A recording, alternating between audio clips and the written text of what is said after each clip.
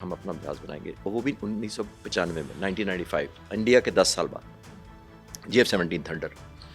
और बहुत पाबंदियां थी बाय द वे, क्योंकि हम वेस्ट के मुकाबले में खड़े होने की कोशिश कर रहे थे। यूरोप, अमेरिका, सब ने हमारी मदद नहीं की। हमने इंडिपेंडेंट बनाया। और मैं फास्ट फॉरवर्ड करके आता हूँ पिछले 30 सालों में और पिछले 40 सालों में। वो 40 साल से जहाज़ बना रहे हैं जो उनका तेजस है, और हम 30 साल से JF-17 थंडर बना रहे हैं। उनके 40 सालों में आज उनके पास 40 जहाज़ हैं, हमारे 30 सालों में 200 जहाज़ हैं। और अभी जंग में सबने हिस्सा लिया JF-17 थंडर ने, और आपने S-400 जो उनका मिसाइल मारा था वो JF-17 थंडर ने मारा था। एक बात मेड इन पाकिस्तान ने। और इंडिया के जो तेजस है उनका हाल जो आपने पूछा, वो 40 जहाज़ हैं। एक एयर बेस है श्रीलंका के पास। अच्छा, अपने मुल्क में भी नहीं रखते? नहीं, अपने मुल्क में है, बॉर्डर के पास है। इस श्रीलंका के बॉर्डर के पास, श्रीलंका के नॉर्थ में एक सुलूर एयर बेस है, SULUR। वो बेस है वहाँ पे। वो इतनी दूर है कि हम नहीं वहाँ पहुँचते और वो भी हम तक नहीं पहुँच सकते। तो वो उन्होंने 40 के 40 वहाँ रखे इस वजह से कि ये जंग के काबिल नहीं। चिश्ती साहब, जिस तरह के अब हमारे घर में एक स्टोर रूम होता है जहाँ हम अपने घर की सबसे फालतू चीज़ें इकट्ठी करके जमा करते हैं और वहाँ कोई साल में एक दफ़ा जाना होता है, तो इंडिया ने भी उसी तरह अपने तेजास को वहाँ अपने स्टोर रूम में रखा हुआ है कि जिनकी ज़रूरत नहीं पेश आएगी। नहीं, एक और फैक्टर भी है। एक और ये फैक्टर है कि उनको अभी तक इंजन ही नहीं पता कि फाइनल कौन सा लगना है इसमें। 40 सालों में उनका एक इंजन है, WS-10 है शायद, वो अमेरिका से मांग रहे हैं।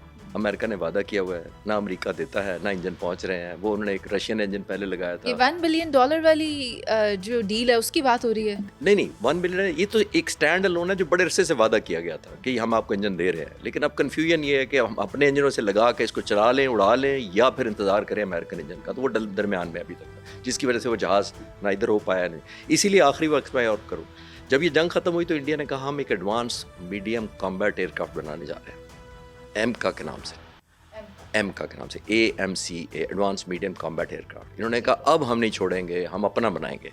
तो उस वक्त भी लोगों ने मेरे से पूछा था ये एम क्या चीज़ है। मैंने कहा जिस दिन ये टेक ऑफ करेगा मैं उस दिन देखूंगा। मेरी ज़िंदगी में कर जाए तो मैं बड़ा खुश होऊंगा। लेकिन क्योंकि ये तो 10 साल 85 से चला आ रहा है। 85 से वो चल रहा है, तो अब देखते हैं कितनी देर में। और जहाँ आपने बताया कि ये इंडिया एमका बनाने की तैयारी कर रहा है, क्योंकि उसने फ्रेंच एयरक्राफ्ट्स भी चला के देख लिए और राफेल भी देख लिए और मिराज भी देख लिए, मिग भी देख लिए, तो वो कर कुछ नहीं सके। लेकिन अगर इंडिया अपने इन तमाम एयरक्राफ्ट्स के साथ निकलता है बाहर के, मैं नुमाइश करता हूँ और मैं इन्हीं सब के साथ पाकिस्तान को जवाब दूंगा, तो पाकिस्तान के पास वो कौन सी स्ट्रेंथ है? क्योंकि आपने हमारे ही एक प्रोग्राम में बताया था कि अगर कंपैरेटिव एनालिसिस किया जाए दोनों फोर्सेस का, दोनों आर्मीज़ और नेवीज़ का, तो इंडिया के पास तादाद में चीज़ें क्वांटिटी में ज़्यादा हैं, मगर क्वालिटी की बात भी आप बताएं हमारे पास, क्या वो है इनके पास? देखिए मुझे सिर्फ जहाज़ों को उड़ा लेना तो एक फ्लाई पास्ट में भी उड़ा सकते हैं ना। हम 23 मार्च को उड़ाते हैं। वो उड़ाते हैं और हम उड़ा देते हैं। हाँ। उड़ाना नहीं सिर्फ होता, अच्छा। इंटीग्रेशन। आपने उनका इफेक्ट किया क्रिएट कर। एंड ऑफ द डे आप कौन से टारगेट अचीव करते हैं उनको सबको। एक तकरीबन उनके पास 700-800 के करीब एक्टिव फाइटर जहाज़ हैं इस वक्त, हमसे दुगने से भी ज़्यादा है उनके पास। लेकिन आपने देखना ये है कि आपने सबसे ज़्यादा एसेट्स कीमती रख ली, उनकी एम्प्लॉयमेंट है। और अक्सर आपके स्टूडियो में बड़ा आसान लगता है मुझे मिसाल देना कि ये माइक लगा हुआ है, ये लाइटें लगी हुई हैं, ये कैमरे चल रहे हैं, मेरे हवाले कर दें। अगर मुझे कुछ नहीं आता तो ये मेरी लोग ये दरवाजे से आगे बात नहीं जाएगी। नहीं, आप हमारा शॉर्ट सर्किट करके चले जाएंगे। आप क्या कहेंगे, जो मेरे नहीं तो फिर ताड़े भी नहीं। EW और फिर हाँ, साइबर कमांड को अप्लाई। तो जब तक ये स्पेशलिस्ट लोग हैं, इंटीग्रेट करते हैं, तो मेरी और आपकी आवाज़, शक्ल, वीडियो, बातें सारी लोगों तक पहुंच रही हैं। तो ये लोगों तक नहीं पहुंच रही जब तक इनकी टेक्नोलॉजी का आपको इस्तेमाल करना ना आता। सबसे इंपॉर्टेंट ये है कि आपने कैसे उनको इंटीग्रेट करके फाइट किया।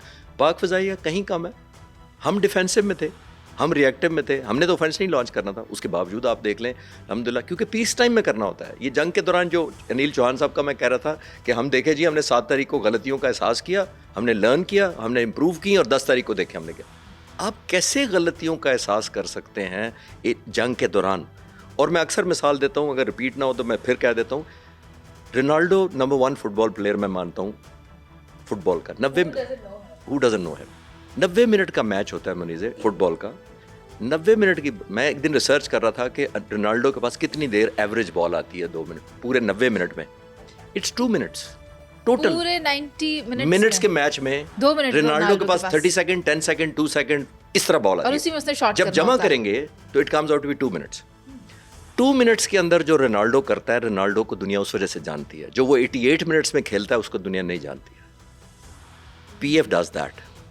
हमें जो 2 मिनट में कहा जाता है, क्योंकि हमने हमारे पास टाइम वही 2 मिनट है। यू कांट टेल के नहीं 88 मिनट मुझे पूरा खेलने दो। रोनाल्डो के पास 2 मिनट में आती है। जो वो ऐड वैल्यू करता है उस बॉल को, गोल करता है, पास देता है, पोजीशनिंग करता है, बीट करता है, रोनाल्डो उस तरह जाना जानता है। तो ये हमारी एयरफोर्स इस तरह काम करती है। जिस दिन आपके सर पे पड़ती है उस दिन अगर आपने नई वैल्यू ऐड की तो आप पीस टाइम में एरोबेटिक्स करते रहे और 100 का 100 नहीं 1000 जहाज उड़ा आप रोनाल्डो की मिसाल दे रहे हैं। शायद ये स्टेटमेंट हारिस रऊफ का या तो विन होता है या फिर लर्न होता है। तो हमने तो विन कर लिया है। वो नेल्सन मंडेला ने कहा था कि आई नेवर लूज, आई इधर विन और लर्न। तो आपने वो लगाया यहाँ पे। हाँ जी, आपने तो अच्छी मिसाल दी, लेकिन इंडियन समझ गए जो मैं उन्हें बताना चाह रही थी। नहीं, वो कह सकती हैं, आप कह सकती हैं, मैं बड़ी रिस्पेक्ट करता हूँ। अक्सर लोग मुझे कहते हैं आप इंडियन एयरफोर्स को इतनी तमीज़ से क्यों बात करते हाँ हैं। जी। मैंने कहा वो ज़्यादा मेरी बात सुनेंगे अगर मैं तमीज़ से करूँगा। तो बदतमीज़ी से करूँगा मेरी बात नहीं सुनेंगे। तो मैं चाहता हूँ मेरी बात सुने। इसी अच्छाई का मुजाहरा दूसरी तरफ से भी हो जाए तो फिर क्या ही बात है। I wish. क्योंकि मैं जितने भी इंटरव्यूज़ आपके और मेरे वाले भी लगाए उसके ऊपर तो उनकी जानिब से ही गुलपाशी की जा रही है और अच्छे अल्काबात दे रहे हैं। अच्छे से आप समझ रहे हैं मैं क्या कहना चाह रही मैं हूँ। एक दफ़ा कायद-ए-आज़म पे अक्सर मैं 22 साल से देता हूँ डॉक्यूमेंट्रीज, अपने चैनल पे भी डालता रहता हूँ। तो कायद-ए-आज़म से किसी ने आखिरी वक्त पूछा जब उनको धोखे हुए, पाकिस्तान की जगह इधर उधर कर दी गई, कुछ सूबे इधर उधर मिला दिए गए। तो कायद-ए-आज़म से किसी जर्नलिस्ट ने पूछा अंग्रेज़ी में, mister Jinnah, given another chance would you like to behave differently? कि आपके साथ धोखे हुए ना, तो आप given another chance would you like to behave differently? Quaid-e-Azam ने कहा no, I would like to behave the same way, I would like others to behave differently. तो अभी आपने क्या कहा? मैंने वही कहा जो कि I want others to behave differently. हाँ। So I can't But- behave differently because of them. You are saying it right. अच्छा सर, अगर हम बात करें इनकी अपग्रेडेशन की, इनकी टेक्नोलॉजी की, इनके सिस्टम की, S-400 था इनके पास, इनके पास राफेल थे, इनके पास नेवी भी जदीद है, तो हम कहाँ खड़े हैं आज? देखिए, हमें डे वन से पता है हमारी जो इंस्पिरेशन है वो हमारा सर्वाइवल है। हमारे पास कोई चॉइस नहीं है, हमारी एक कॉज है। मैं फाइटर पायलट हूँ, कोई सेलर हो, कोई सोल्जर हो, we don't fight for hegemony. मैंने तो कहा, मैं पहले भी आपके चैनल में शायद एक दफ़ा कहा था, जब मैं उड़ता हूँ तो मेरा फ्यूल जहाज़ का होता है, मेरा फ्यूल तो कौम होती है पीछे। वो दुआएं देती है, मेरे से एक्सपेक्ट करती है, मैंने तवक्कुआत पे पूरा उतरना होता है। That makes me fight well because it's an obligation, it's a loan to me. कौम ने मेरे पे ट्रस्ट किया हुआ है, मेरे पे खर्चा होता है पैसे, they look up to me. तो मैंने वो देखना होता है। It's employment. मैं हमेशा ये कहता आया हूँ, it is not stand alone. एक हमारा जज्बा है, मुझे पता है मेरा जज्बा या मेरी कॉज बड़ी जस्टिफाइड है। और मैं अक्सर कहता हूँ कि जब कॉज जस्टिफाइड होती है, आपके पिछले प्रोग्राम में मैंने कहा था, फिर वॉर जस्टिफाइड होती है। तो जब वॉर जस्टिफाइड होगी, आपकी फौरन जस्टिफाइड होगी ऑटोमेटिकली। आपका अगर ये फेथ होगा कि मुझे असला भी नहीं मिल रहा, मेरे वादे भी नहीं पूरे हो रहे, मुझे इंजन भी नहीं अमेरिकन मिले, मेरी टाइमलाइन भी हमेशा पीछे रहती है, मैं दस्तखत करते वक्त ही पता होता है हर वक्त ही रोते नहीं, रहती तो मेरा माइंडसेट क्या है? और अगर मैं लीडर हूँ या कमांडर हूँ तो मेरे पीछे वालों का क्या हाल होगा? सर, मुझे तो आपकी बात सुनकर लगा जैसे कि इंडियन फोर्सेस एक खातून के जैसे हैं। वो जो टस्वे बहाती रहती है और वो झूठे टस्वे होते हैं, झूठे आंसू होते हैं, उसका मकसद भी कोई नहीं होता, और डिलीवरेंस नहीं है तो किसी चीज़ पे तो उसने अपना ब्लेम डालना ही है। वो आप ज़्यादा बेहतर नुमाइंदगी कर सकती हैं ख़वातीन की मेरी निस्बत।